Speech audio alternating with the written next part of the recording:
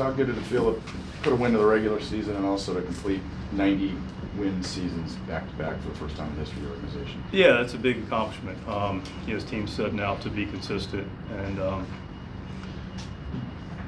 year in, year out, play baseball that the city can be really proud of and the organization can be pleased about.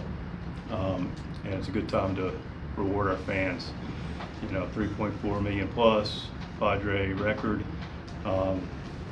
They're a big part of who we are, and we're very grateful for our faithful and man, they just bring it. So and also a good time to thank all the event staff too. We put on a show here at Echo Park.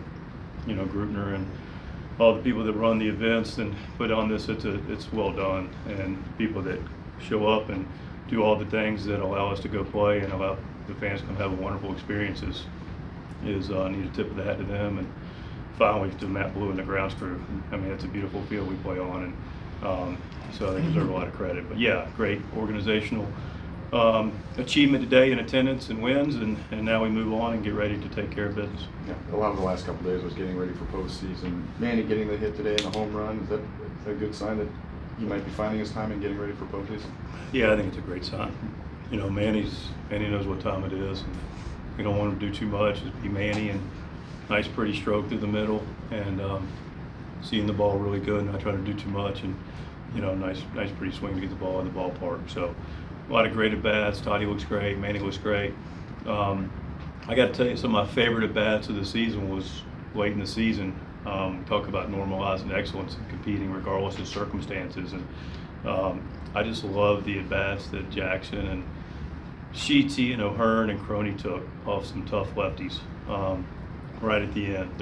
That's just who they are. They just compete regardless of score, circumstance, and it speaks to who we are and how we got to where we are and where we're going. Yeah. Any update on Elias, how he's feeling? He caught up in between innings. We put a stop to that.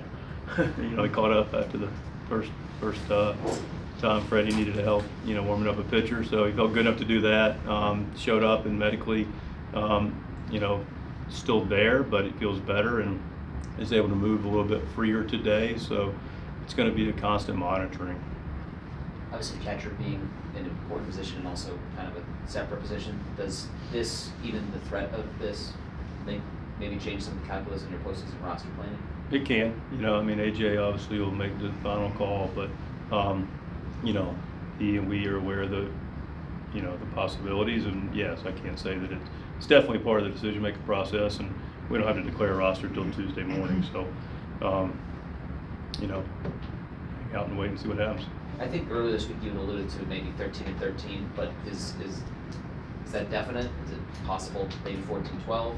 I can't rule anything out at this point. It could be 14 position players, 12 pitchers, 3-game series, potentially just 2 we're looking towards. And it could be 13-13. So it's just too early to.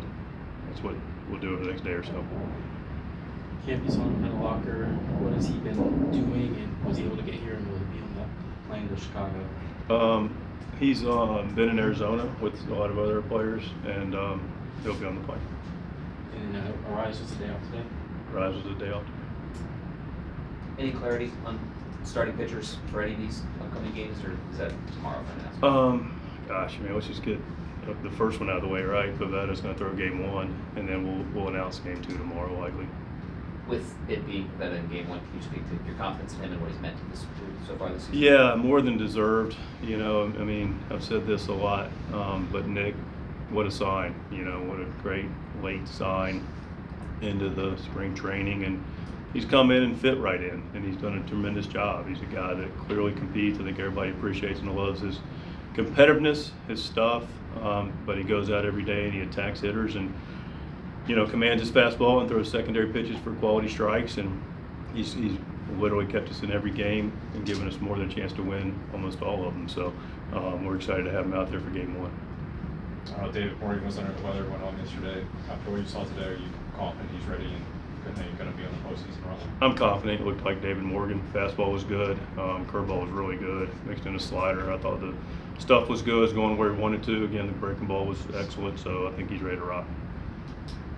Mike, look at the last 3 days of offense. It's different ballpark, different staff, different stakes. What can something like this kind of mushroom and then carry you into the postseason and the bats taking good at bats the way they have the last couple of days? Yeah, I think it goes beyond a couple of days, quite frankly, for me at least. But yeah, absolutely. I mean, it's a very gifted team that is taking a lot of quality bats. I mentioned right at the end the determination and giving nothing away, and we play a lot of good situational baseball, which is what playoff baseball is mostly about. So we're in a great spot offensively. Anything else?